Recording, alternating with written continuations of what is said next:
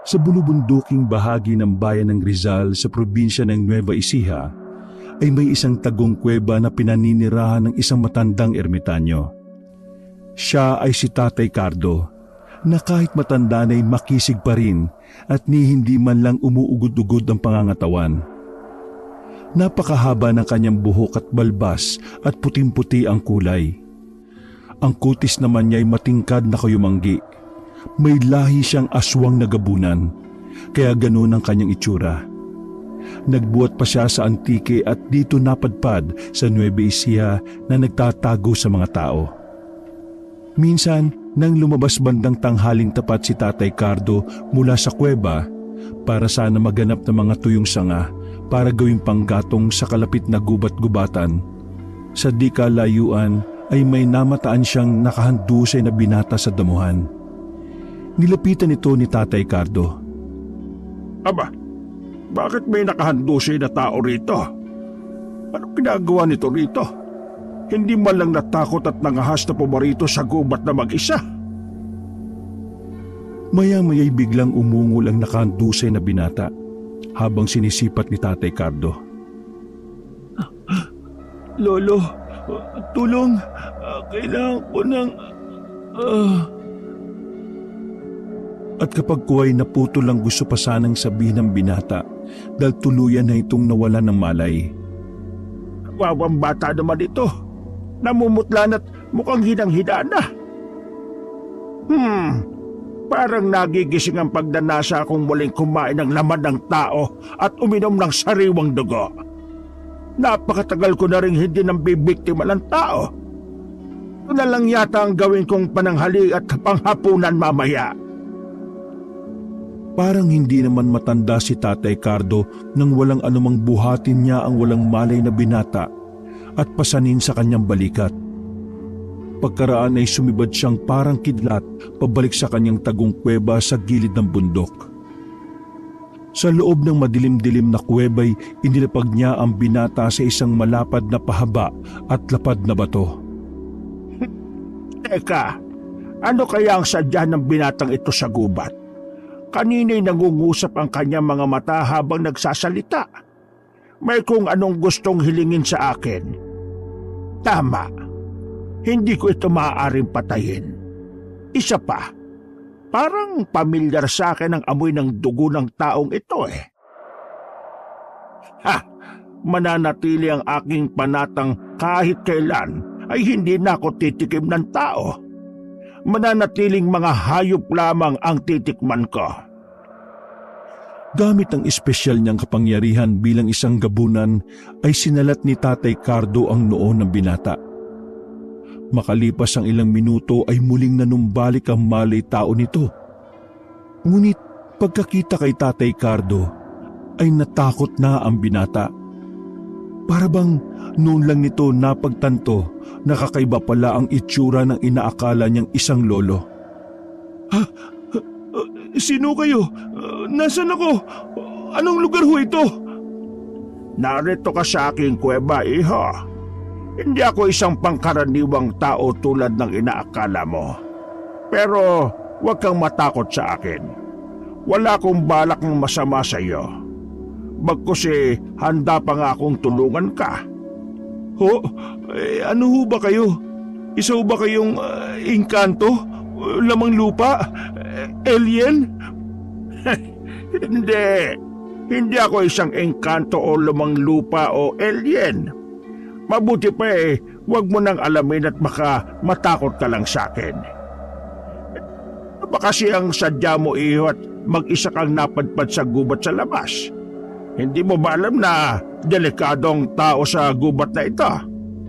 Alam kong mapanganib ang gubat na ito. Pero kasi kailangan kong makahanap ng halamang gamot para ho sa mga magulang kong may malubhang sakit eh. Ayaw ko silang mawala sa akin. Dahil mahal na mahal ko po sila eh. Kahit rin ho ako may sakit. Naubos to yung kabuhayan namin sa pagpapatingin sa mga albularyo sa barangay namin. Nakakadismaya ho dahil mga mukhang pera na ho sila eh. At ginagatasan na lang ho kaming mga mahihirap na walang sapat na kakayahan na makapanggamot sa mga ospital. Pati ho mga formula ng mga halamang gamot nila'y mahal. At ayaw ko ho nilang ituro kung paano maghalo-halo. Kaya napilitan ho akong magsariling sikap sa paghahanap ng formula. Ay, ganun ba iho? Napakaswapang at napakasasama naman pala ng mga albularyong yan. Mabutit na lamang ko ang sitwasyon mo at sitwasyon sa baryo ninyo sa kamay ng mga albularyong yan. Hayaan mo iho at tutulungan kitang pagbayari ng mga albularyong yan.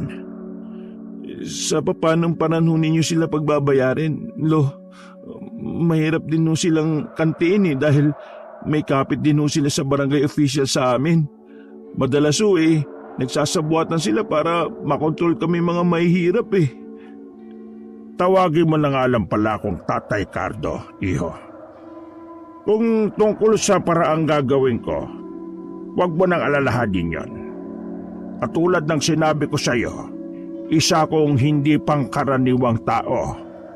Ako ang bahala sa masasamang mga albularyo sa baryo ninyo. Oh? Ano ho ba talaga kayo? Pwede ko ho bang malaman, Tatay Cardo? Alam mo ba kung bakit mapanganib sa lugar na ito ng gubat-gubatan? Walang taong nakakakita sa akin ang nananatiling buhay. Kaya walang nakakaalam tungkol sa akin at ang tagong kuwebang ito. Anong ibig niyong sabihin? Mamamatay ang sinumang taong makakita sa inyo? Bakit ho ako? Bakit buhay pa ho ako? Buhay ka pa dahil gusto kitang tulungan. Lalo na ngayon, nalaman ko ang sitwasyon mo at ang inyong baryo. Ngayon hahayaan kitang mabuhay. Ngunit sa 3 kondisyon. Ano hong kondisyon? Una, huwag kang matatakot sa akin. Ikalawa, walang dapat makaalam ng tungkol sa akin liban sa iyo. At ang ikatlo, sa oras na ipaalam mo sa iba ang tungkol sa akin, papatayin kita 10 ng buo mong angkan sa karumal-dumal na paraan. At siya nga pala, isa akong gabunan. Gabunan? Hindi ho ba kayo nagbibiro? Mukha ba ako nagbibiro? O baka gusto mong ipakita ko sa iyong totoo kung anyo? Naku, huwag na ho. Kaya ho pala, purong puti ang inyong buhok at balbas.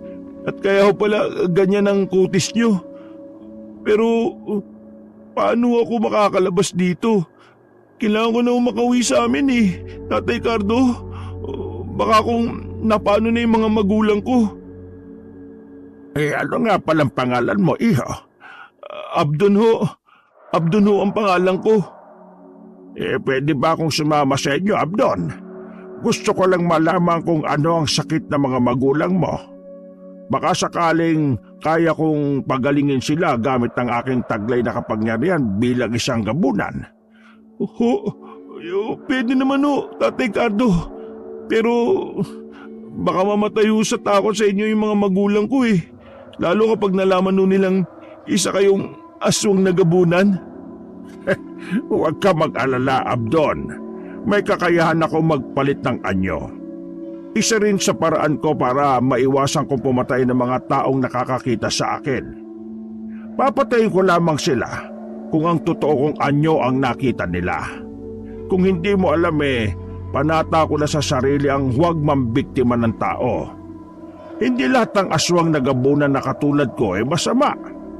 May ilan pa rin naman sa amin na mabuti. Talaga ho ba?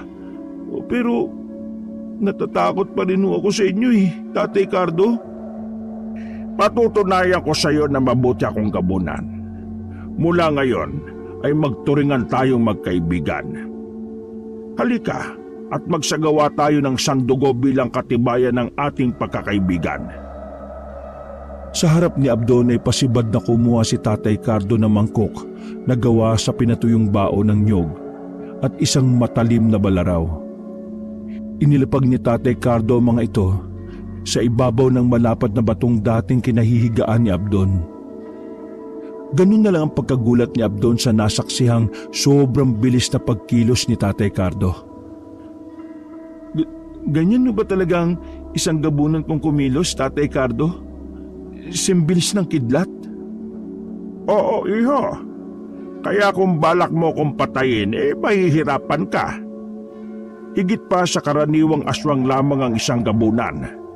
Marami pa akong espesyal na kakayahan. Ngunit, hindi ko pa maaaring sabihin sa iyo ngayon. Saka na kapag lumalim na ang ating pagkakaibigan. Tatay Cardo, o pwede ba ninyong ibahagi ang ilang parte ng inyong kapangyarihan sa isang tao? Oo, maaari.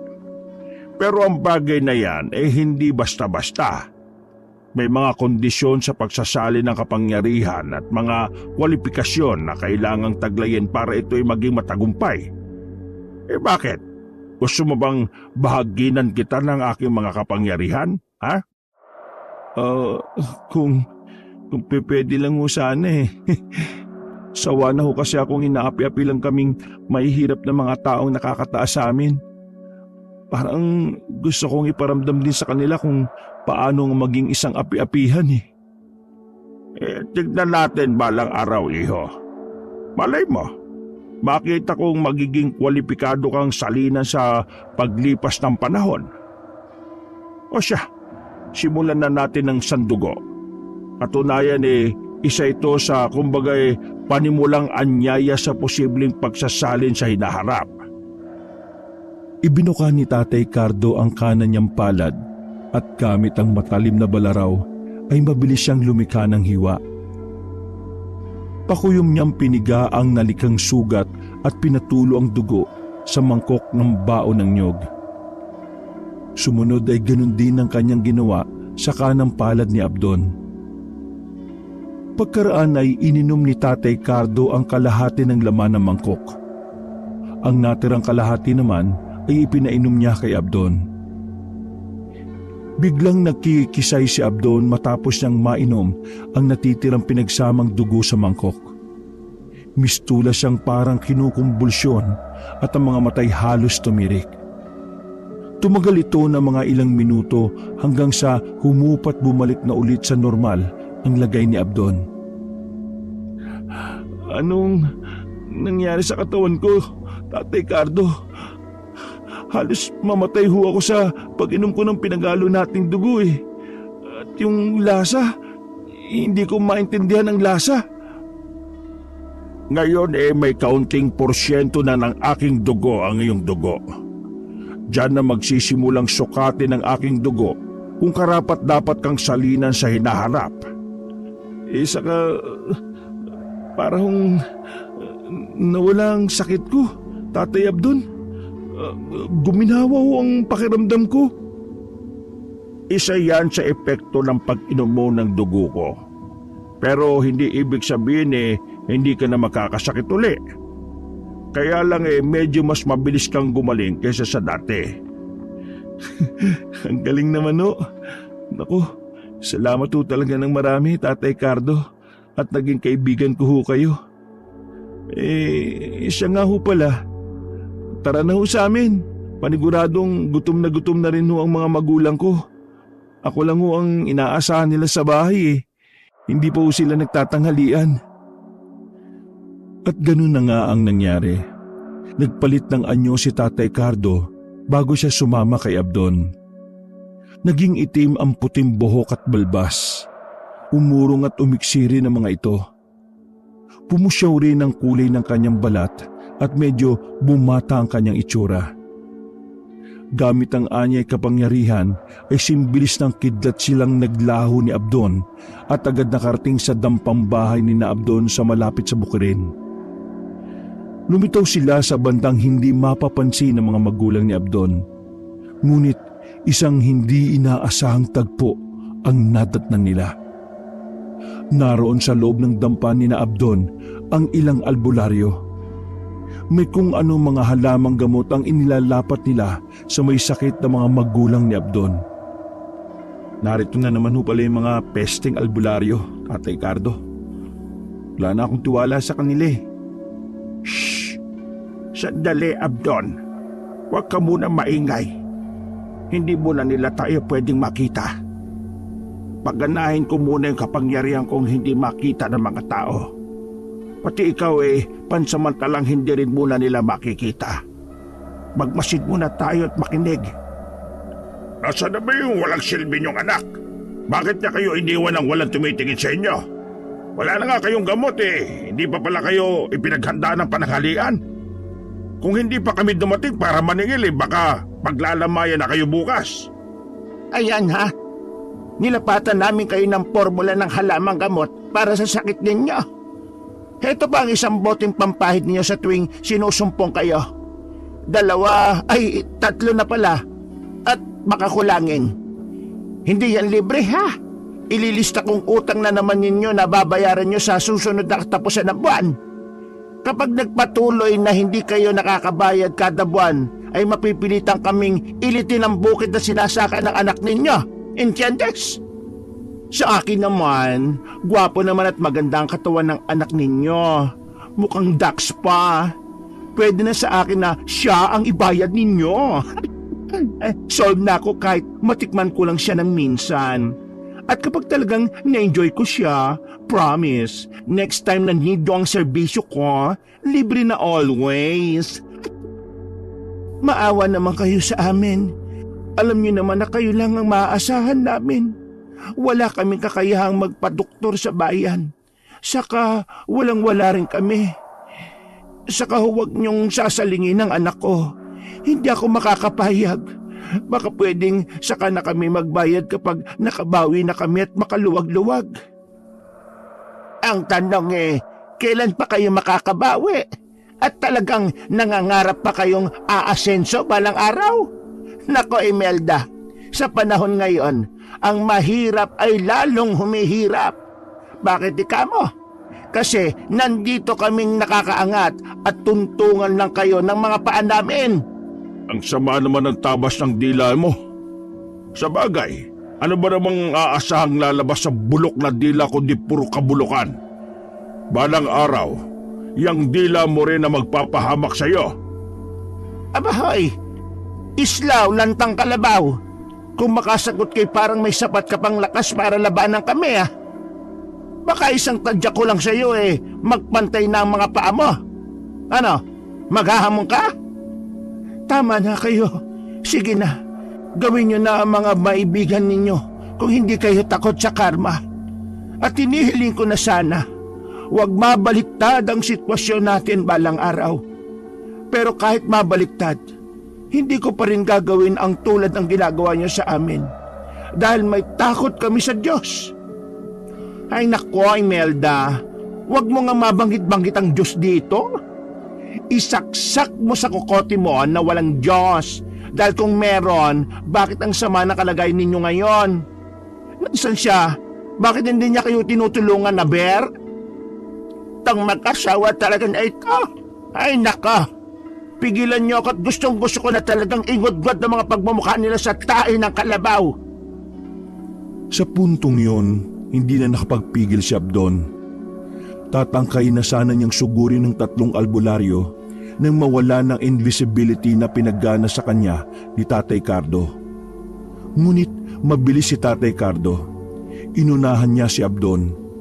Sing bilis ng kidlat niyang dinala ang 3 albularyo sa isang bahagi ng gubat na maraming mababagsik na bubuyog. Sinalat niya ang pugad ng mga bubuyog at pasibad na iniwan ang mga albularyo roon. Ang kawawang 3 albularyo ay walang nagawa kundi magsisisigaw ng saklolo habang kumakaripas ng takbo. Dinumog sila ng galit na mga bubuyog. Ay Diyos ko, sana tayo? Bakit bigla tayo napadpad dito? Bakit ang daming bubuyog? Nanang ko pa! Ay naku, aray ko! Oh my gosh! Gadaming bees! Ang flashlight ko! I cannot! Oh! Ay, Nako, may sa engkanto yata ang pamilya nila Islao. Tingnan nyo, bigla na lang tayong napadpad dito. Aray ko, lang yung bubuyog na mga ito Aray, nako magsitakbo na tayo. Samantala, pabalik sa dampa sina Abdon. Abdon anak, nariyang ka na pala. Mabutit dumating ka na. Ang mga pesteng albularyo, pumarito na naman sila habang wala ka. Sinamantala na naman nila kami anak. Kailangan na natin gumawa ng paraan, anak. Kung kailangan natin gumamit ng dahas, siguro'y panahon na. Sumusobra na ang mga albularyong yon. Masama silang ehemplo sa iba. Kaya pati yung ibang albularyo gumagaya na rin sa kanila. Hayaan nyo, inay, itay. Ako ang bahala sa mga iyon. May isa po akong kaibigan makakatulong ko para may pagiganti ko kayo. Habang nagsasalita si Abdon, ay lumitaw muli si Tatay Cardo sa bandang likuran niya. Hindi yun napansin ni na Imelda at Islao. Naramdaman ni Abdon ang presensya ni Tatay Cardo kaya napabaling siya rito. Heto na pala siya, inay, tay, ang kaibigan ko. Siya po si Tatay Cardo. Tatay Cardo, sila po mga magulang ko, si Nanay Imelda at si Tatay Islao. Magandang hapon. Kayo pala mga magulang ni Abdon. Kaluguran kong makilala kayo. Cardo, ikaw ba talaga yan? Kilala mo siya, Islao? Islao, kaya pala pamilyar sa akin ang amoy ng dugo ng iyong anak. Ikaw pala ang kanyang ama. Ikaw na pala yan. Dati no kayo magkakilala ni Itay, Tatay Cardo? Paano nangyari yun? Mahabang kwento, anak. Imelda, kung isasalaysay namin sa inyo, baka magulat rin kayo. At huwag sana kayong mabibigla na si Cardo ay hindi normal na tao. Anong ibig mong sabihin, Islao? Kung hindi siya normal na tao, ano siya? Huwag sana kayo matakot, inay. Ako rin po alam ko na kung ano talaga si Tatay Cardo. Sikreto lang po natin ito at tayo lang po makakaalam. Si Tatay Cardo po, inay, ay isang aswang. Aswang na gabunan. Ha? Diyos ko, siya na ba yung dati mong ikinukwento sa akin, Islao? Totoo pala yun. Akala ko gawa-gawa mo lang. Paano kayo nagkakilala ng anak ko, Cardo? At saan ka ngayon nagtatago? Mabutit hindi ka natuksong lapangin si Abdon. Nakita ko siyang nakahandusay sa labas ng tagukong kuweba sa gilid ng bundok. Islao, dinala ko siya sa kuweba ko. Totoong muntik ko na siyang pagbalakang biktimahin. Ngunit naamoy ko sa kanya ang amoy ng iyong dugo. Kaya bigla kong naalala ang panatang ipinanata ko sa harapan mo noon na hindi na ako ulit kailanman titikim ng laman at dugo ng tao bilang pasasalamat sa pagliligtas mo sa akin noon. At heto, siya palang anak mo. Tulad mo'y nagsagawa rin kami ng sandugo bilang katibayan ng aming pagkakaibigan. Natikman ko rin ang kanyang dugo, ngunit hindi nagising ang aking pagkagabunan sa dahilang sagrado ang sandugo. Ikinalulungkot ko palang ipaalam sa iyo, Cardo, na ang dugo mo sa akin ay nawala ang talab. At ang nakita kong dahilan ay dahil sa kung ano-anong halamang gamot ang ineksperimento sa amin ng mga albularyong yon. Huli na nang mapagtanto ko na kaya pala kay dali ko ng kapitan ng sakit. Idagdag pang tumanda na rin ako. Peste nga talagang may tuturing ang mga albularyo rito sa baryo ninyo, Islao. Hindi dahil sa banta sila sa akin bilang isang aswang, kundi dahil sa hindi magandang paraan nila ng pag-i-eksperimento ng mga gamot sa mga tao. Buti na lang at nalaman ko. Mula ngayon si Abdon ang aasahan kong maaaring salina ng aking mga kakayahan bilang gabunan sa hinaharap. Poprotektahan ko siya laban sa mga mapagsamantalang mga albularyo rito sa inyong baryo. Tama ba ang narinig ko, Islao? Si Abdon sasalinan ng mga kakayahan ni Cardo. Ibig sabihin magiging isa ring aswang na gabunan ng anak natin? Aba, hindi yata maganda yon. Naiintindihan kita, Imelda, kung bakit ayaw mong masalinan ng dugong gabunan si Abdon. Ngunit nakipagsandugo na siya kay Cardo. Huwag ka mag-alala. Mabuting gabunan si Cardo at naisasalin din yon sa pamamagitan ng dugo. Isa pa hindi basta-basta ang pagsasaling magaganap. May mga kwalipikasyong kailangan pang makita ng dugo ni Cardo sa anak natin. Panahon na lang ang makapagsasabi kung karapat dapat siyang salinan o hindi. Ganun ba? Pero bakit kasi kailangan pa ang pagsasalin? Bakit nauubos na ba ang mga gabunan para kailanganin pang magsalin? At sa isang tao pa talaga?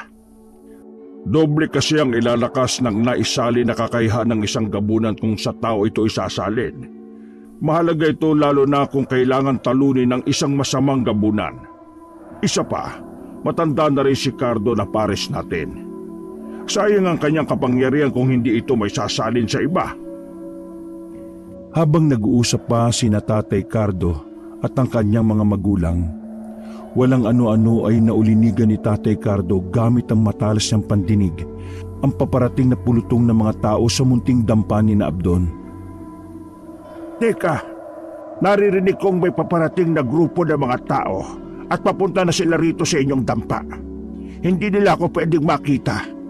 Ngunit dito lang ako sa paligid. Humanda kayo. Naririnig ko ang tinig ng 3 albularyong nandito kanina. Sila ang nag-udyok sa mga tao na puntahan kayo. Teka, pakikinggan ko muna ang kanilang sinasabi.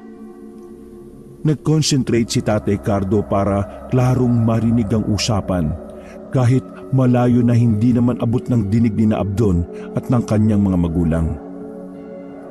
May sa engkanto ang pamilyang yon, mga kababaryo! Dapat natin silang hulihin at ikulong bago pa sila makapambiktima ng ibang inosente! Tingnan niyo ang sinapit namin! Gusto ba ninyong maranasan ang sinapit namin? Tama, Kapitan. Pero ninyo yon, sa isang iglap, mula sa kanilang dampa, ay bigla na lang kaming napatpad sa gubat at sa tapat na mismo ng pugat ng mga mababagsik na mga bubuyog. Sinong normal na mga tao makakagawa nun sa amin? May sakampo ng dilimang pamilyang yon ni na Islao. Kunwari pang may takot daw sa Diyos mga yon. Yung pala, mga kampo ng demonyo. Hulihin sila at pagbayarin sa nangyari sa precious kong Festlock. Ang mahal pa naman magpa-facial. Tapos, ang Festlock ko, binukbok lang ng mga bubuyog. O tara na mga kabarangay. Magdala na rin kayo ng kahit na anong panlaban sa kanila kung sakaling mapalaban tayo. Maging alerto rin kayo. Matapos marinig ni Tatay Cardo ang mga usapan, ay binilinan na kagad niya sina Abdon ng mga dapat gawin bago pa man dumating ang pulutong ng mga tao. Mali ako na iniligtas ko pa ang 3 albularyong yung kanina. Dapat pala ikinulong ko na lang sila sa kuweba ko. Humanda kayo. Libasin na ninyo ang ilang mahalaga ninyong gamit na madadala ninyo. Pansamantalang sa kuweba ko muna kayo tumuloy. Delikado kayo kung haharapin pa ninyo sila. Malamang na walang makikinig sa inyo at ang 3 albularyong yun ang mas papanigan nila. Diyos ko po, paano kami ni Islaw? Wala na kaming sapat na lakas para maglakad pa ng malayo. Oo nga pala. Nakalimutan ko kayong pagalingin pansamantala. Ngunit wala na tayong oras. Parating na sila. Sige na, magmadali na tayo. At sa di kalayuan ay naririnig na nga ni na Abdon, Islaw at Dolores ang paparating na mga tao. Tatay Cardo, anong nang gagawin natin? Hindi mo ba kami kayang i-teleport sa kuweba ninyo? Anong teleport? Yung dadalhin ko kayong lahat ng bensyanan? Hindi ko kaya yon. Ang mabuti pa, Abdon, ganito na lang. Relax lang kayo rito at ako na ang bahala. Singbilis ng kidlat na kumilos si Tatay Cardo na ang direksyon ay papunta sa paparating na mga tao. Ang ginawa ni Tatay Cardo'y iniligaw niya ng landas ang pulutong ng mga tao. Ginaya niya ang kakayahan ng isang tikbalang. Teka, mga kababaryo, hindi ba ninyo napapansin ang napapansin ko? Kanina pa tayo naglalakad papunta kina Kaislaw. Kanina'y malapit na tayo, hindi ba? Oo nga, Kapitan. Bakit pala nandito pa rin tayo? Iba dumaan na tayo rito kanina. Oo nga no. Parang nagpapabalik-balik na lang tayo, Kapitan. Ano kaya ang ibig sabihin nito? Ano ba yan? Hindi kayo natitikbalang na tayo? Papahapon na rin kasi. Lagpas na ng 3:00. Diyos mio. Mga kababaryo, malamang natikbalang silang tatlo kanina. Mukhang walang kinalaman sila Kaislaw sa nangyari sa kanila. Mukhang isang tikbalang ang nasagi nila kaya pinaglalaroan tayo ngayon. Maaari nga. Tandaan nyo, malapit sa gubat-gubatan ng lugar natin kaya posibleng may mga tikbalang na naninirahan sa mga puno rito. Ugaliin nyo kasing magtabi-tabi para hindi kayo makasagi. Hindi na ho tayo tutuloy, Kapitan. Kawawa naman ang sinapit namin kung hindi mabibigyan ng hustisya. Pero base sa nararanasan natin ngayon, maliwanag na walang kinalaman dito ang pamilya ni Kaislaw. Hindi sila may sa engkanto. Kayo mismo ang nakasagi sa tikbala kaya pinaglaruan kayo. Kami rin ba kailangan madamay sa bagay na kayo lang din naman ang dahilan? Kaya hindi na tayo tutuloy. Mga kababaryo, tara na! Pagsibalik na tayo! Nagsialisa na nga ang mga tao na ikinutuhan ni Tatay Cardo na nagmamasid na nakakubli sa isang malapad na puno ng sampalok. Binalikan nila sina Abdon. Ligtas na kayo, Abdon. Walang pag-uubog na magaganap. Iniligaw ko sila at inakala nilang pinaglalaroan lang sila ng tikbalang. Simula ngayon ay mag-iingat kayo sa bawat kilos ninyo para hindi na kayo pagdudahan ng mga tao. Ako ba mag-iingat din nang hindi kayo mapahamak ng dahil sa akin? Salamat naman kung ganon. Kung bakit ba naman kasi pagkasasama ng ugali ng mga albularyong yon? Kung may kapangyarihan lang ako, parurusahan ko talaga sila. Sa totoo lang ayaw ko nang makita pa sila kahit na kailan. Para kasing matutuyo ang dugo ko sa tuwing paparito sila.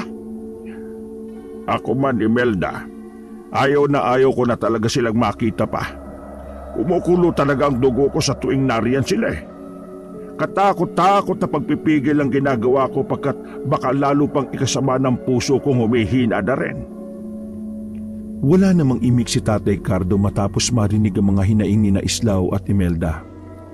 Maging si Abdon ay wala ring imik. Inoobserbahan kasi nila ang reaksyon ni Tatay Cardo at binabasa niya kung ano ang maaring nasa isip nito. Pinagaling pansamantala ni Tatay Cardo ang mga karamdaman ni Islaw at Imelda gamit ang kakayahan niyang magpagaling. Makaraan ay kinausap niya si Abdon tungkol sa mga nalalaman niya sa mga halamang gamot na sariling sikap niyang natutunan. Nang lumatag na ang dilim, ay nagpaalam na si Tatay Cardo kina Abdon. Ngunit hindi sa kuweba niya tumuloy si Tatay Cardo. Sa halip ay pumaroon siya sa kaloob-looban ng baryo habang nagpapalit ng anyo tungo sa pagiging isang nakakatakot na gabunan. Humanda kayo mga albularyo. Kayo na nagpapahirap sa mga kaibigan ko. Ipapalasap ko sa inyo ang sarili niyong kasamaan. Unang pinuntahan ni Tatay Cardo ang lalaking albularyo. Nakita niya itong nakikipag-inuman sa isang kubo kasama ang ilang kalalakihan. Nag-isip si Tatay Cardo ng paraan kung papaano niya masusunggaban ang albularyo. Nagpalitan niyo siya at naging kamukha niya ang asawa ng albularyo na kanina lang ay naglapag ng kanilang mapupulutan. Sa wakas ay tila tinawag ng kalikasan ng lalaking albularyo. Humiwalay ito sa mga kasama para sana umihi saglit malapit sa isang puno kung saan nagkukubli si Tatay Cardo. Lelang, anong ginagawa mo riyan? Inakit ni Tatay Cardo na anyong si Lelang ang lalaking albularyo. Halika, Bong. Parang gusto kong subukan mag-ano tayo doon sa may taniman. Mukhang masarap yun At sumunod naman ang walang kamalay-malay na albularyong si Bong. Ngunit doon nasing bilis ng kidlat na tinangay ni Tatay Cardo ang albularyo habang mahigpit niyang binusalan ang bibig nito gamit ang malapad niyang palad. Dinala niya ito sa kaniyang kuweba at doon walang awa at galit na galit niyang pinagluray-luray ang katawan nito. Ang sumunod na hinanap at pinuntahan ni Tatay Cardo ay ang babaeng albularyo na may matabil at matalas na dila. Hindi nalalayo ang bahay nito sa lalaking albularyo. Kasalukuyang itong naglalaba kahit gabi gamit ang washing machine. Nandun siya sa labas sa gilid ng kanilang bahay kung saan din naroroon ang kanilang poso. Saktong mag-isa lang ito roon. Ay nako naman, walang yung pamilyang yon. Ang hirap pala maglaba na maraming sugat gawa ng tusok ng lintik ng mga boboyog. Matalsikan lang ng bula pagkahapdi-hapdi na. Pwes, bukas na bukas din ay gagantihan ko sila. Maghahanda ako mamaya ng langis na pampahid na nakakasunog ng balat. Humanda ka, Islaw! Humanda ka, Imelda! Humanda ka... Ngunit hindi na naituloy ng babaeng albularyo ang pangalan ni Abdon nang tangin siya ni Tatay Cardo at dinala rin sa kanyang kuweba. Nakita ng babae ang gutay-gutay at dugo ang katawan ng lalaking albularyo nang bitawan siya ni Tatay Cardo. Nang makita rin ito ang nakakatakot na anyong gabunan ni Tatay Cardo, ay umalingaw-ngaw sa loob ng kuweba ang tili nito. Aswang! Aswang! Tulong! May aswang! Dahil sa nakaririnding ingay nito'y hindi na nakatiis si Tatay Cardo. Mabilis niyang sinunggaban ng babae sa leeg. Iniangat sa ere at walang sabi-sabing dinukot niya ang dila nito mula sa nakanganga nitong maluwag ng bibig sa malakas na binaltak. Kasamang lumabas sa bibig ng babae ang mga bituka nito kasunod ang pagbulwak na masaganang dugo. Hindi pa nakontento si Tatay Cardo. Malakas pa niyang ibinalibag ang wala ng buhay na katawan ng babae. Tumama ito sa parting batong haligi ng kuweba at nagkalasog-lasog. Tama si kaibigang Islaw. Ang dila rin ng babaeng ito ang magpapahamak sa kanya. Ngayon wala nang matalim na dilang manghahamak sa mga kaibigan ko. At ang huling hinanap ni Tatay Cardo ay ang bading na albularyo. Katulad ng lalaking albularyo, bandang una ay nakita niya rin ito na nakikipag-inuman. Ngunit mga bagets ang kainuman nito at kaharutan. Nang umihipan samantala ang isang gwapong bagets, ay ginamitan ito ni Tatay Cardo ng pampawala ng malay tao, saka niya kinopya ang itsura nito. Hindi naman nahirapan si Tatay Cardo dahil sinundan pala ng bading na albularyo ang umihing gwapong bagets na balak sanang pagsamantalahan. Wala itong kamalay-malay na aswang na pala ang kanyang kaharap. Mabilis ulit na tinangay ni Tatay Cardo ang bading na albularyo at dinala muli sa kanyang kuweba. Hoy, saan mo ko dinala? Bakit ang dilim? Aba, mukhang game ka ha? Ngunit pagkaharap ng bading na albularyo sa inaakala niyang bagets, ay nanlaki at namilog ang mga mata nito. Oh my gosh! Iswing! Saklaw-law! Iswing ha! Tulungan me! Tulungan me! Ngunit sa minalas-malas ay walang sino mang makakarinig sa malakas na tili ng bading na albularyo. Liblib ang lugar ng kuweba. Idagdag pang medyo kulob ito. Ang kaawa-awang bading ay walang tigil na pinaggutay-gutay ni Tatay Cardo ang katawan gamit ang kanyang matatalas na mga kuko. Nagkalat at umago sa sahig ng kuweba ang mga pira-pirasong laman at masaganang dugo. Nang sumunod na araw ay nabalita sa buong baryo ang pagkawala ng 5 katao. Kasama na nga roon ang 3 albularyong brutal na pinaslang ni Tatay Cardo. Nagdagdag pa siya ng 2 masamaring mga albularyo para hindi magduda ang mga tao at ibaling ang sisi sa pamilya ni Abdon. 5 araw pa ang lumipas at patuloy pa rin hinahanap ang mga nawawalang albularyo. At dito na nagsimulang mabahala ang pamilya ni Abdon. Islaw, hanggang ngayon pala ay hindi pa rin nahahanap yung 3 albularyong kinaiinisan natin. Alam mo bang nagsisimula na tayong pagdudahan ng mga kababaryo natin? Baka raw may kinalaman tayo sa pagkawala ng mga albularyo. Bakit naman tayo mababahala kung wala naman tayong ginagawa? Kung ano man ang nangyari sa kanila, ay karma na nila yon dahil sa kasamaan nila. Ang totoo, Islaw, ang anak natin si Abdon ang pinaghihinalaan nila. Saka, teka pala Islaw, hindi kaya may kinalaman dito ang kaibigan ninyo ng anak mo? Yung gabunan ba yon? Lihim na nakikinig si Abdon sa usapan ng kanyang mga magulang.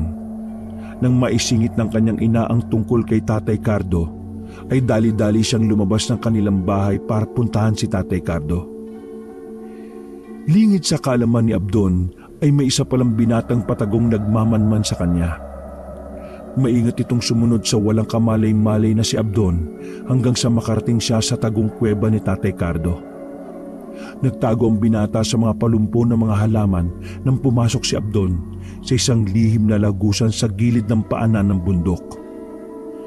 Samantala, sa loob ng kuweba, Oh, Abdon, bakit napasugod ka sa kuweba ko? Meron bang hindi magandang nangyari sa mga magulang mo? may kinalaman ka ba, Tatay Cardo, sa pagkawala ng mga albularyo sa baryo namin? Ano ang ginawa mo sa kanila? Oo, Abdon. Pinatay ko sila bilang ganti sa kanilang kasamaan. Ipinakita ni Tatay Cardo kay Abdon ang mga bakas ng dugo sa sahig ng kuweba. Makikita rin ang ilang buto ng tao at naroon din ang 5 bungo ng kanyang mga biktima. Nang mamasdan ng mga ito ni Abdon, ay halos masuka siya at panginigan ng mga kalamnan sa labis na pagkasindak. Hindi ako likas na masamang gabunan, Abdon. Ngunit masakit sa akin na nakikitang naghihirap ang kalooban ng aking mga kaibigan nang dahil sa kasamaan ng mga albularyong yan. Nang marinig ko ang mga hinaing ng mga magulang mo nang dahil sa kanila'y nalipos ako ng matinding galit, kaya nagawa ko silang pagbayarin sa kanilang masasamang ginagawa. Naiintindihan naman ho kita, Tatay Cardo. Pero may hindi magandang konsekwensya ang inyong ginawa eh. Alam niyo ho bang ako ang pinaghihinalaan ng mga tao sa amin na may kinalaman sa pagkawala ng 5 albularyo? Mainito ako ngayon sa kanilang mapagmasid na mga mata. Sa sinabi ni Abdon ay hindi nakaimik si Tatay Cardo. Bigla siyang malalim na napaisip. Kapag kuwan ay naningkit ang kanyang mga mata. Kaya pala ay may kung anong nasasagap ang matalas niyang pandama sa labas ng kuweba. Sandali lang. Mag-isa ka lang bang pumarito sa kuweba ko, Abdon? Oo. Wala akong kasama at maingat ho akong pumarito. Iniwan ko sila inay at tatay sa bahay. Bakit ho ba? Nararamdaman kong may isang taong sumunod sa iyo at naghihintay siya sa labas. Hindi maganda ang nararamdaman ko sa isang ito. Nararamdaman ko ang puwersang salungat sa taglay kong kapangyarihan bilang isang gabunan. Isang antingero ang isang yon. Ho? Isang antingero? Naku, Tatay Abdon, baka iniisip niyong nagtawag ako ng antingero ha? Hindi ko magagawa yun, Tatay Abdon. Oo, alam ko, iho. Hindi ka talaga maaaring magtawag ng antingero dahil ikaw ay meron na rin kaunting porsyento ng dugong gabunan at sa puntong ito ay kalat na yon sa iyong katawan. Alam kong nararamdaman mo na rin ang antingero sa labas. Ngunit hindi mo lang napapansin na tumatalas na ang iyong mga pandama. Sa sinabi ni Tatay Cardo ay sinubukang pakiramdaman din ni Abdon ang kanyang mga pandama. Nang gilalas pa siya nang matukoy niya ang antingerong nagkukubli sa may labas ng kuweba. Totoo ngang matalas na rin pala ang kanyang mga pandama.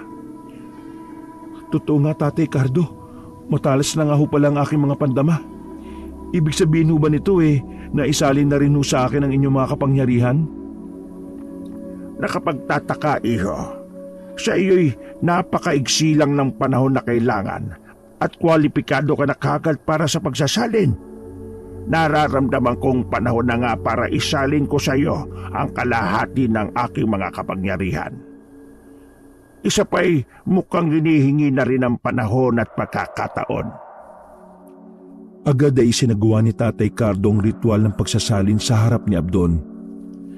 Mariing pumikit si Tatay Cardo at matamang nag-concentrate. Maya-maya pa'y biglang nanginig ang buo niyang katawan. Ang anyo niya ay nagpabalik-balik ng palit sa anyong tao at anyong gabunan, na parabang naglalaban ang kanyang dalawang katauhan. Mga ilang minuto rin itong naganap at ang huminto'y biglang may isinuka si Tatay Cardo na sinalo niya ng kanyang palad. Isang makintab na itim na bato na parang kalahating biluhada ang hugis. Labis na hiningal si Tatay Cardo sa isinagawa niyang proseso. Kunin mo itong batong ito, iho. Bakas ang pagkamangha sa mukhang tumalima si Abdon sa utos ni Tatay Cardo. Naroroon din ang kinang ng kanyang mga mata at pananabik sapagkat yun ang pinakahihintay niya. Ang masalinan ng mga nakamamanghang kapangyarihan ni Tatay Cardo. Lunukin mo na kagad, iho, bago pa man yan kusang bumalik sa akin. Malakas pa ang balanin niyan sa kalahating bahagi nito na nasa akin pa. Ang kalahating bahagi nito ay hindi ko pa maaaring ibigay sa iyo sa ilang kadahilanan. Isa pa'y kailangan mo munang gamayin ang pagdadala ng batong yan sa iyong katawan. Hindi biro-biro ang pagdaraanan mo dahil dyan. Dahil sa kasabikan ay nilunok nga kagad ni Abdon ang nasabing itim na bato. Ngunit bigla siyang parang nasamid nang marinig ang mga huling tinura ni Tatay Cardo. Hindi niya naisip kagad yun. Ano, Tatay Cardo? Ibig niyong sabihin may matindi pa akong pagdaraanan dahil sa batong nilunok ko? Sabihin nga ninyo sa... Hindi na ituloy ni Abdon ang gusto pa sana niyang sabihin nang walang ano-ano'y nanginig din ng buo niyang katawan ng ubod ng tindi na pares ng nangyari kanina kay Tatay Cardo. Unti-unti ring nagkulay abo ang kanyang buhok at bahagyang umitim ang kanyang kutis. Malakas na napapaungol si Abdon dahil sa hindi niya maipaliwanag na nararamdaman sa kanyang katawan. Halos maglabasan din ang kanyang mga ugat sa katawan at nagmistula siyang parang kinukuryente ng mataas ang boltahe. May isang oras ang itinagal ng kakaibang nangyayari kay Abdon. Matapos nga ito'y humandusay na lamang siyang bigla na wala ng malay. Alalay namang sinapo ni Tatay Cardo ang lupaypay na katawan ni Abdon, kung kaya hindi bumagsak sa mabatong sahig ng kuweba. Nang muling bumalik ang malay ni Abdon, ay matinding pagsusuka naman ang kanyang dinanas. Halos isuka niya ang lahat ng laman ng kanyang sikmura. Isang buwan mo yang daranasin, Abdon. Ibig sabihin ay kailangan mo munang malayo sa mga tao sa loob ng isang buwan. Dito ka muna sa aking kuweba. Kasunod niya ay magsisimula ng hanapin ang iyong katawan ng sariwang dugo at laman. Ngunit hindi ka maaaring mambiktima ng tao. Sa halip ay mga hayop lang ang maaari mong biktimahin. Tutulungan kita sa bagay na yan ng pagdidisiplina sa sarili. Tulad ng dati kong ginawa nung manata ako sa iyong ama na hindi na ako mambibiktima ng mga tao. Pero paano sila inay at itay? Ako na ang bahala sa kanila, Abdon. Sa ngayon ay ihanda mo muna ang iyong sarili sa pamumuhay na tulad ng isang ermitanyo sa loob ng isang buwan. Habang nagsasalita pa si Tatay Cardo, ay naramdaman na naman niya ang pagkilos ng antingerong nasa labas ng kuweba. Ngayon nararamdaman niyang natuntunan nito ang sikretong lagusan papasok ng kuweba. Si Abdon man ay gayon din. Nararamdaman din niya ang antingerong yon. Pero may isang bagay siyang natuklasan na kinababahala niya. Pamilyar sa kanya ang amoy ng antingerong yon. Dito ka muna, Abdon. Nakapasok na ang pangahas na antingero dito sa kuweba. Kailangan nating maging alerto pagkat ang mga antingero ay may taglay na mga pangontra sa mga aswang na tulad ko. At tulad mo na rin. Pero sandali ho, Tatay Cardo. Parang pamilyar ho kasi sa akin ang amoy ng sino mang yun na nakapasok sa kuweba. Palagi ko kilala ko siya. Sigurado ka ba, iho? Kung gano'n ikaw muna ang kailangan niyang makaharap. Magmamasid muna ako't hindi mo na magpapakita. Ngunit kapag nakikita kong nanganganib ka, ay saka ko aatake. At ikaw naman tumakas palabas ng kuweba. Sige na. Ganun nga ang nangyari. Si Abdon ang humarap sa antingerong ingat na pumasok sa looban ng kuweba. Kahit madilim-dilim ang paligid, ay malinaw namang nakikita ni Abdon ang lalaking antingero dahil nga sa tumalas ang kanyang mga pandama. Agad niya itong nakilala. Ang kababat at matalik niyang kaibigan ay nagbalik na pala sa kanilang baryo. Dahil sa bugso ng kagaalakan ay tinangka ni Abdon na masayang salubungin ng matalik na kaibigan. Deo, tama! Ikaw nga, Deo! Nakabalik ka na pala sa baryo natin! Ngunit biglang natigilan sa paglapit si Abdon nang maramdaman niyang may nakakapasong bagay na unti-unting sumusuot sa kanyang katawan. Napatras siya ng dahil dito. Kaya pala'y kumukulo ang langis na daladala ng antingerong si Deo. Dahil din dito'y umasta ito para depensa ng sarili kahit na bahagyang nagtataka. Abdon, ikaw ba yan? Ako nga, Deo. Ang matalik mong kaibigan at kababata. Pero paano? Paanong naging isa kang aswang? Bakit gumagana sa iyo yung mga pangontra ko? At saka, ano ginagawa mo sa kuwebang to? Mahabang kwento, Deo. Bago pa lang ako nagiging aswang na gabunan. Gusto ko kasing bigyan ng leksyon ng mga mapagsamantala at masasamang mga albularyo sa baryo natin. Kaya pinili kong maging aswang. Ngunit huwag mo na sanang isiping isa ako masamang aswang, Deo. Kilala mo ko simula pagkabata natin. Teka Abdon. Totoo bang may kinalaman ka sa pagkawala ng ilang mga albularyo sa atin? Saka, paano ka naging gabunan na ikaw lang? May kasama ka bang iba pang mga gabunan sa kuwebang ito? Dito na lumantad si Tatay Cardo kay Deo. Ako ang kasama niya, iho. Kaibigan ko si Abdon. Nakipagsandugo siya sa akin at ininom namin ang pinaghalo naming mga dugo. Kaya nahaluan na ng dugong gabunan si Abdon. Pagkakita kay Tatay Cardo, ay alertong hinawakan ni Deo ang hawak niyang mutya na panlaban sa malalakas na uri ng aswang na tulad ng mga gabunan. Iniyakma niya ito sa direksyon ni Tatay Cardo na bahagya ring napaatras. Sa puntong ito, humarang naman si Abdon para protektahan si Tatay Cardo. Sandali, Deo. Huwag ka munang gumawa ng aksyon. Hindi masamang gabunan si Tatay Cardo. Ang totoo'y kaibigan din siya ng tatay ko noon pa man, nung dating nasa Visayas siya. Namuhay si Tatay Cardo bilang isang ermitanyo sa tagong kuwebang to at umiwas sa mga tao. Hindi siya nambibiktima ng mga tao dahil may panata siya kay Itay na hindi na siya kailanman mambibiktima ng mga tao. Tanging mga hayop na lamang ang binibiktima niya. Siya bang may kinalaman sa pagkawala ng mga albularyo sa baryo natin? Oo, iho. Ako ang dahilan ng kanilang pagkawala. Pinatay ko sila, ngunit hindi ko sila kinain. Kaya ko lamang nagawa yun ay para bigyang hustisya ang masasamang ginagawa nila sa inyong mahihirap na mga kababaryo. Tulad na lamang ng pamilya ni na Abdon. Hindi ko masikmura ang kanilang kasamaan at pananamantala. At bilang halimbawa na rin sa ibang mga albularyo para hindi sila pamarisan. Ang totoo niyan, iho, hindi ko pa malalaman ang masaklap palang dinaranas ng mga kababaryo ninyo sa kanilang mga kamay kung hindi pa napadpad rito si Abdon malapit sa kuweba ko. Ganun ho ba? Pero alam mo ba ninyong may nauna pa sa aking sumunod kay Abdon at nagmamanman sa kanya? Isa ho yung albularyo. Bumalik na ho yun sa baryo at malamang ibinalita na sa mga kababaryo namin ang tungkol sa lihim na kuwebang ito na pinasukan ni Abdon.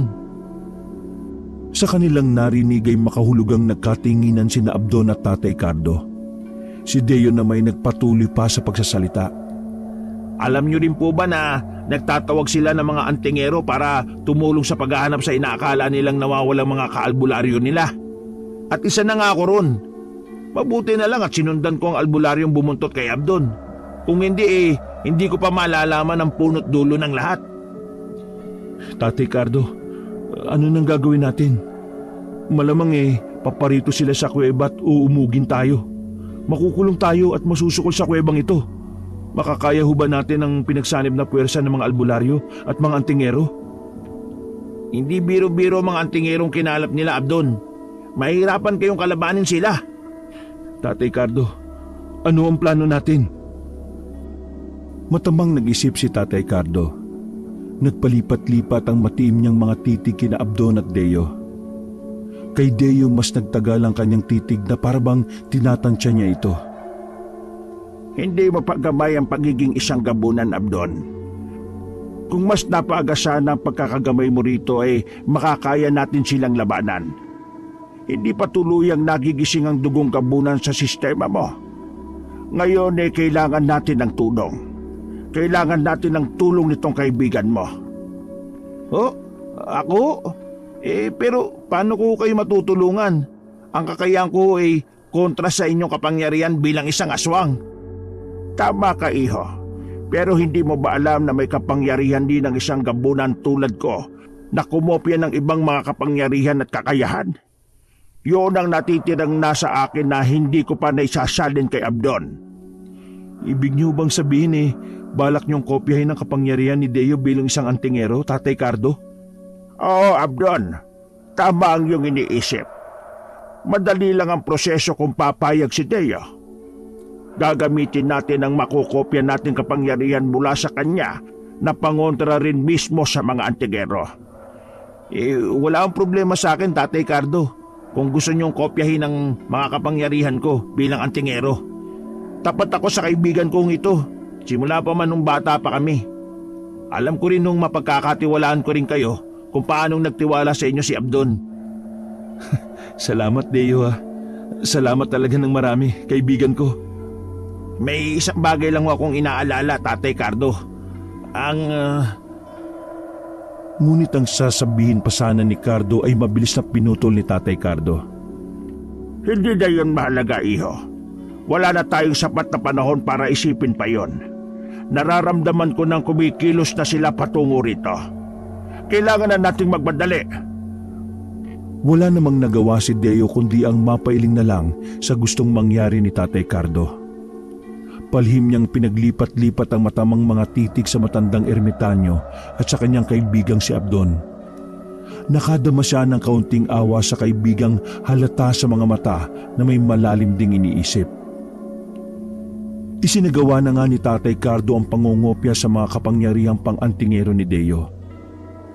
Katakot-takot ang panginginig ng mga kalamnan ni Tatay Cardo at hindi mailarawang matinding pag-ungol ng paghihirap ang nasaksihan sa kanya ni Deo at Abdon. Halos umusok din ang buong katawan ni Tatay Cardo, kasabay ng tila nagre-rebelding pagpapalit anyo niya tungo sa pagiging isang gabunan. Nagtikwasan ang kanyang mga mahabang puting buhok. Bahagya rin siyang umangat sa ere at pagkadakay mabilis na umikot na parang trumpo. Kasunod nito'y may mga tila maliliit na kidlat na nagbuhat sa umiikot na si Tatay Cardo. Natapos ang proseso nang huminto ang pag-ikot ni Tatay Cardo sa ere. Lupaypay na bumagsak siya sa sahig at unti-unting bumalik sa anyo niyang tao. Nang bumalik ang malay tao niya'y bigla siyang nagsuka ng dugo kasama ang isang makintab na kulay puting bato na umuusok pa. Ang hugis nito ay kaparis ng itim na batong ibinigay dati ni Tatay Cardo kay Abdon. Malamang ay yun ang kalahating bahagi ng bato na nakay Abdon. Abdon, kunin mo ang puting bato at itago mo. Magsisilbing proteksyon mo yan laban sa mga antingero, pati na sa mga albularyo. Pero bakit kulay puti ho ito? Naging puti dahil sa kapangyarihang pang-antingero. Mahigpit kong ibibilin sa iyo na hindi mo muna pwedeng lunukin yan hanggat hindi mo pa nagagamay ng lubusan ng pagiging isang gabunan. Sa ngayon proteksyon mo muna yan laban sa mga antingero at albularyo na mangangahas na saktan ka. Magsisilbi mo ring pananggalang yan para hindi nila maramdaman na isa kang gabunan. Pero paano ho kayo, Tatay Cardo? Wala nang natirang bato sa inyo. Hindi ko matatanggap to. At balak sanang ibalik ni Abdon ang puting bato kay Tatay Cardo, ngunit pinigilan siya ng huli. Nasa akin pa ang aking bato, Abdon. Ang nasa iyo'y kopya lamang, pero singlakas at katulad lang din ang nasa akin. Kaya huwag mo kong alalahanin. Sigurado ho ba kayo, Tatay Cardo? Paano kung... Naudlot ang pagsasalita ni Abdon nang marinig nila ang kumusyon sa labas ng kuweba. Nariyan na sila, Abdon. Mukhang buong baryo na yata ang pumarito, hindi lang ang mga antingero at mga albularyo. Anong gagawin natin? Paano tayo makakalabas ng kuwebang ito? Tatay Cardo, anong gagawin natin? Sa may bukanan ng kuweba ay maririnig ang usapan ng ilang antingero at albularyo at ilang mga taga-baryo. Sandali mga kababaryo, hindi tayo pwedeng basta-basta pumasok. Hindi pa natin sigurado kung ano talaga ang Abdon na yon. Hindi ko mawari ang nadedetekta ng aking mutya. Parang may kung anong humaharang na kakaibang puwersa. Anong puwersa? Baka naman peke ang taglay mong mutya. Sayang lang ang ibinayad namin sa inyo kung ganon. Anong peke? Peke ang mga mutya namin? Sa totoo lang ay may kakaibang puwersa talagang nanggagaling sa loob. Ngayon ko lang naengkwentro ang ganitong puwersa. Mahirap ipaliwanag. Mga kapwa kontingero, ganun din bang nararamdaman nyo sa puwersang nagbubuot sa loob? Tama ka, kapatid. Sa kapakaramdam ko rin hindi talaga tayo makakapasok ng mga antingero. Parang patulak ang puwersa mula sa loob Kayo mga albularyo, baka kayo ang pwedeng makapasok. Anak ng, kami ba talaga ang pauunahin ninyo? Wag pala kayo mga antingero kayo Mukhang nagsasabi naman sila ng totoo. Kilala ko sila ng mga mahuhusay talagang mga antingero. Kaya nga sila ang tinawag ko O siya, ako na lang ang magpapatiyuna sa loob. Marami naman tayong dalang makabuhay at mga langis na pangontra ng mga aswang at mga antingero, tama? Sige na, tayo na nga mauna. Total, hindi rin naman kumukulo ang mga langis natin Tara nang hanapin ang damuhong Abdon na yon. Malaman ko lang na may kinalaman talaga siya sa pagkawala ni Nabong at ang iba pa nating mga kaalbularyo mananugot siya sa akin. Nagpatiunang ang pumasok ang dalawang albularyo na hawak-hawak ng mahigpit ang mga dala nilang nakabotelyang mga pangontrang langis at hinugis na pulseras na mga baging na makabuhay. Nagsindi rin sila ng sulo na pang-ilaw sa madilim-dilim na looban ng kuweba. Abdon! Abdon! Alam naming nariyan ka sa loob! Nakita ka ng isa naming kasamahan na pumasok dito! Harapin mo kami at magpaliwanag ka! Malaman ko lang na ikaw ang nasa likod ng pagkawala ni na paring Bong. Mananagot ka sa akin. Sige, huwag kang lumabas dyan. Tingnan natin kung hindi ka matusta kapag sinunog namin ang kuwebang ito. Shh! Huwag ka maingay. Nakikita mo ba nakikita ko? May 2 taong papalabas ng kuweba. Sa wakas, lumabas din ang Abdon na yan. Mga kasama, kumanda na kayong huliin si Abdon. Pero teka, isa sa mga antingero inarkilan natin ang kasama ni Abdon. Tama, si Deo nga kasama niya. Naunaan na pala tayo ni Deo. Malamang siya ang dahilan sa puwersang nararamdaman kanina ng ibang antingero. Mga kasama, huliin na ninyo si Abdon. Siguraduhin ninyong matalian siya ng maigpit. Nang tatangkay na sanang sunggaban ng mga tao si Abdon, ay humarang si Deo. Sandali mga kababaryo! Wala ba kayo napapansin sa mga pangontra ninyo at mga mutya ninyo? Hindi aswang o kung anuman ang kaibigan ko. Kung aswang siya o engkanto o lamang lupa, di sana'y nadetektan na ito ng mga taglay niyong pangontra at mutya. Isa pa nakausap ko na siya. Wala siyang kinalaman sa pagkawala ng ilang kababaryo natin mga albularyo. Sino kung gano'n na may kagagawa ng pagkawala ni na paring Bong? Siguro'y sina Islaw at Imelda, no? Mga kababaryo, ulihin nyo, tiga po sina Imelda at Islaw! Naroon din pala sa pulutong ang mga magulang ni Abdon. Mabilis silang sinunggaban ng mga tao. Bumuo ng bilog ang mga taga-baryo at pinagtulakan sa gitna sina Islaw at Imelda na halos mangudngod sa maalikabok na lupa. Mga wala kayong awa! Wala kami kinalaman sa pagkawala ni Nabong at iba pang mga albularyo. Sa tanda namin ito na halos uugod-ugod na, Sa palagay nyo magagawa pa namin ang bagay na ibinibintang nyo sa amin? Oo, galit kami sa mga nawawalang albularyo na yan dahil sa pagsasamantalan nila sa kahirapan namin. Pero kahit kailan, hindi namin inisip na pagtangkaan sila ng masama. Huwag na kayong magkaila pa mga tanda. Sa inyo lang naman nagsimula ang mga kababalagang nangyari sa kanila nang putaktayin sila ng mga bubuyog. At nung minsang uumugin sana namin kayo, pero para kaming natikba lang. Pagkatapos noon bigla na lang silang nangawala ng sabay-sabay. Kaya hindi nyo kami masisisi na ang pamilya ninyo ang pagsuspecha namin. Malas kayo sa aming baryo! Tama! Tama! Malas nga ang pamilya niyo sa ating baryo! Kaya dapat na silang mabura sa ating baryo ng matahimik na tayo! Dalhin niyo rito si Abdon at sunugin sila ng buhay! Galit na sumunod naman ang mga tao. Pinagtulungan nilang gapusin ang nagpupumiglas na sina Abdon, Islao at Imelda. Si Deo naman ay walang magawa para ipagtanggol sila. Habang nagaganap ang komosyon, ay may biglang napasigaw. Asawa ko! Ang asawa ko dinagit ng aswang! Nagulantang ang lahat ng pagbaling nila'y siya namang may kung anong inihagis sa kanilang harapan galing pa sa pinakaloob ng kuweba. Ang gutay-gutay at duguan ng katawan ng nadagit na asawa ng sumisigaw na babae. Asawa ko! Hindi! Hindi pa man nakakahuma ang mga tao sa pagkabigla sa nakita nila, ay bigla namang may mabilis na dumagit sa albularyong nagpapasimuno ng kaguluhan. Pagkaraan, mula sa pinakaloob ulit ng kuweba ay narinig nila ang katakot-takot na palahaw at mga sigaw ng nadagit na albularyo ring yon. Ilang saglit pa'y lumantad na si Tatay Cardo na nasa kanyang anyong gabunan.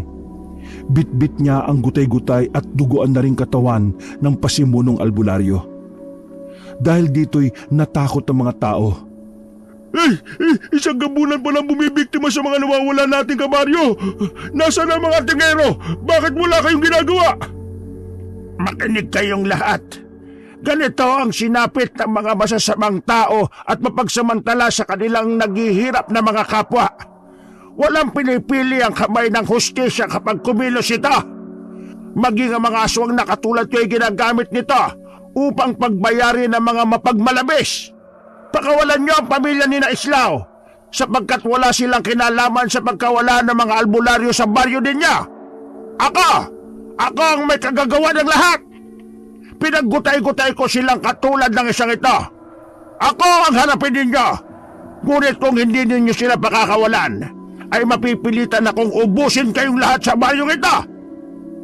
Inihagis ulit ni Tatay Cardo sa harap ng pulutong ng mga tao ang bitbit niyang gutay-gutay na katawan ng pasimunong albularyo. Mabilis namang siyang sinugod ng mga tao at kinalagan sina Abdon, Islao at Imelda. Si Abdon, pagkakalag sa kanya ng ipinangtali sa kanyang matibay na lubid, ay tatangkain sanang agad na takbuhin si Tatay Cardo. Ngunit kaagad siyang pinigilan ni Deo at inakay siya sa isang tabi na malayo sa pulutong ng mga tao. Bakit mo ako pinigilan, Deo? Kailangan ko ipagtanggol si Tatay Cardo. Kailangan kong kumbinsihin ng mga tao na hindi siya masamang aswang kagaya ng iniisip nila.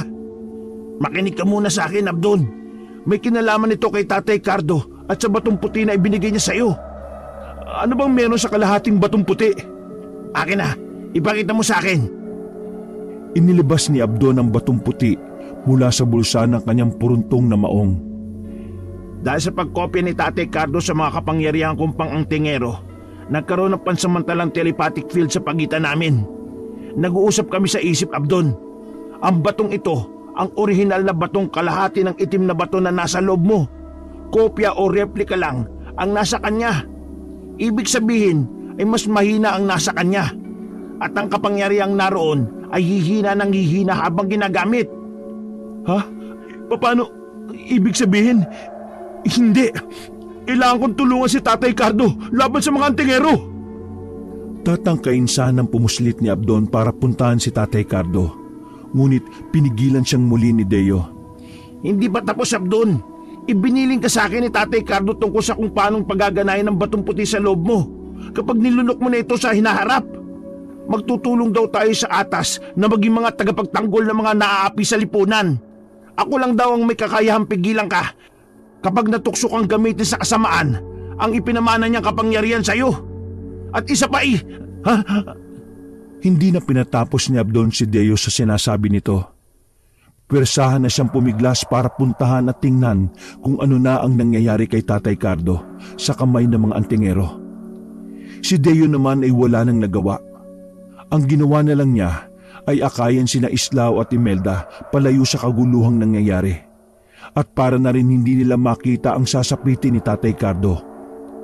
Sa bukana ng kuweba'y nasaksihan ni Abdon si Tatay Cardo kung paanong buong tapang pa rin siyang nakikipaglaban sa mga antingero kahit ang kapangyarihang taglay nito bilang isang gabunan ay unti-unti nang nanghihina.